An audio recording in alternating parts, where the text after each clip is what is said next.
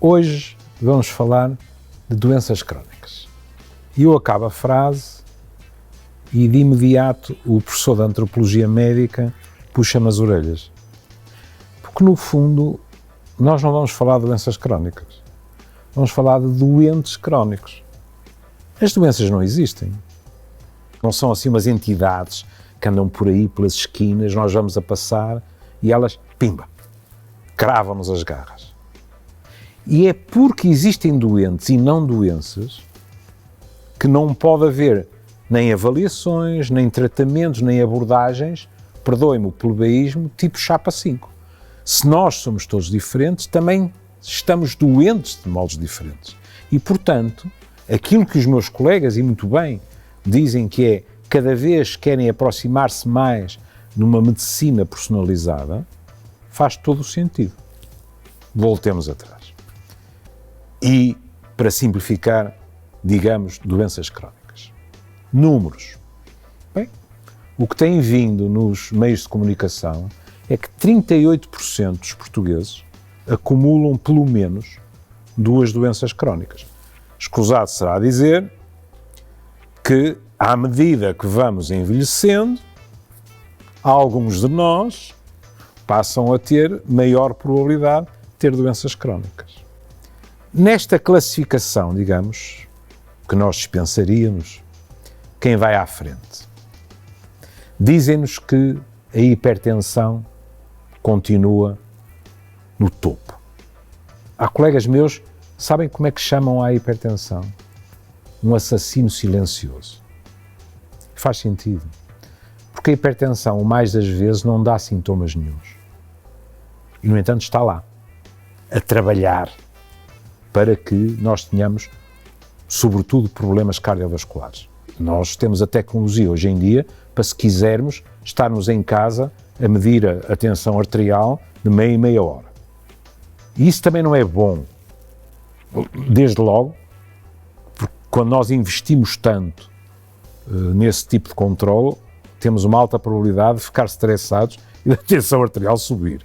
Mas, se não há sintomas, é evidentemente importante que nós façamos algum controlo de vez em quando. Bom, depois, nós temos que nos defrontar com que tipo de problemas?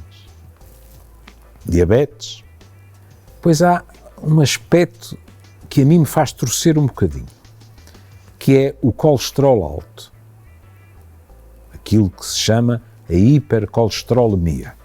São sempre palavras difíceis de pronunciar. Porquê é que eu me torço um bocadinho?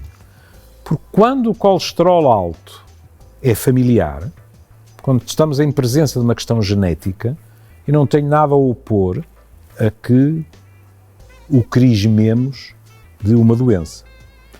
Mas quando não é esse o caso, o colesterol é um fator de risco, como é a glicemia, o açúcar alto, como é a obesidade, como é o sedentarismo. E aí chamar doença eu já me torço um bocadinho. Porque me compreendem, não é a mesma coisa ter o colesterol alto, fazer muito exercício, ter um açúcar normal ou acumular os fatores de risco todos, não é? E alguns de nós acumulam-nos com grande desfaçatez, diga-se passagem. Bom, as artroses, mais nas mulheres, e, segundo podemos ler, há doenças crónicas, porque são um grupo delas, que têm vindo autenticamente a florescer. As alergias. Isso daria uma conversa curiosa, porque colegas meus dizem que uma das razões tem a ver com o facto de nós educarmos cada vez a mais as nossas crianças em, não direi em redomas, mas cada vez mais protegidas daquilo que era o crescimento habitual há umas décadas e em que se desenvolviam defesas. Adiante. Quando eu ainda fiz medicina geral, em Matosinhos e em Gaia, muitas das pessoas que me procuravam, o que era um ato de coragem assinalável, diziam, suponhamos as artroses, diziam, doutor, isto não mata, mas dói. Doutor, isto só com, expressão muito curiosa, só com banhos de terra fria, ou seja, isto vai acompanhar-me até à morte. Para nós, os médicos, sobretudo os da minha geração, nós fomos educados muito mais para lutar contra as doenças agudas do que com as crónicas. Porquê? Porque fomos educados para curar, enquanto nas crónicas, grande parte das vezes, nós sabemos que não vamos curar. Portanto, temos é de cuidar o melhor possível daquela pessoa e dos seus sintomas, dos seus achaques, que se dizia antigamente, mas mês após mês, ano após ano. E nem sempre os profissionais de saúde foram formados para isso. E aquela sensação de não consigo resolver esta questão pode tornar-se angustiante. Mas não só para nós. Imaginem os familiares. Isto pode alterar completamente a dinâmica familiar ou de um casal. Sei lá, de um ano para o outro, de uma década para a outra, num casal, um pode se tornar alguém que tem que ser cuidado e o outro um cuidador. As dinâmicas nesta relação podem mudar. As inseguranças podem ser aos mais diversos níveis. Sei lá, alguém que era completamente autónomo pode não achar graça nenhuma a precisar de ajuda para as mais diversas tarefas. A nível da relação erótica, eu ouço pessoas que me dizem assim: mas como é que o meu companheiro ou a minha companheira ainda se pode sentir atraído por mim, estando eu numa situação de grande dependência? E são dúvidas perfeitamente legítimas. O professor Sobrinho Simões diz-nos: habituem-se a cada vez mais considerarem o cancro como, com alta probabilidade, uma doença crónica. Cancro da mama. Eu, no meu consultório, recebo casais em que houve um cancro da mama, as coisas resolveram-se, felizmente, e cada vez se resolvem com maior frequência, mas também cada vez há maior número de casos, e agora houve uma cirurgia reconstrutiva e aparece-me um casal que tem um problema na sua intimidade. E qual é o problema? Esta mulher não acredita que o seu companheiro continue a sentir-se eroticamente atraído por ela. E ele jura por todos os santinhos, se quiserem. O que é que se está a passar? É que como ela se sentiu atingida na sua imagem corporal e como ela não acredita que seja a mesma em termos eróticos, não consegue acreditar que ele esteja a falar a verdade. Eu ouço uma frase que tem tanto de ternura como de engano, que é dizer: ele está a mentir, sabe? Ele gosta muito de mim e por isso mente para eu não me sentir preocupada. E não, ele está a falar a verdade. Outro exemplo, a próstata. Cada vez mais os meus colegas, sobretudo os urologistas, conseguem resolver os problemas colocados pelo carcinoma da próstata. Mas depois as próprias cirurgias, embora cada vez mais sejam uma última solução, mas quando elas acontecem, há efeitos colaterais muito desagradáveis, como a nível da ereção, como a nível da incontinência, e é preciso lidar com tudo isso.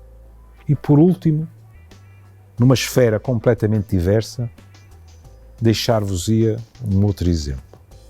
Pensem no alcoolismo. O álcool é a droga com consequências mais graves neste país e é legal. Bom, suponham isto. Um dos membros do casal, durante anos, sofre de alcoolismo. É um alcoólico ou uma alcoólica. Quase inevitavelmente, o outro tem que assegurar muitas das responsabilidades e tarefas neste casal. E agora, Osana, a pessoa resolve deixar. E esta pessoa, sob muitos aspectos, renasce. E ao renascer, passa a ter, ou a querer ter, uma intervenção na vida deste casal que antes não tinha.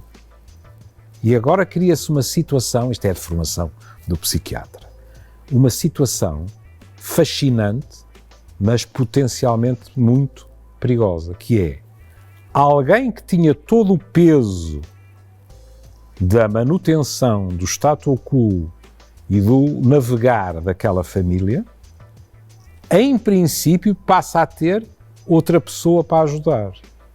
Mas o que acontece é que agora, quando esta pessoa dá as suas opiniões, por vezes não está de acordo.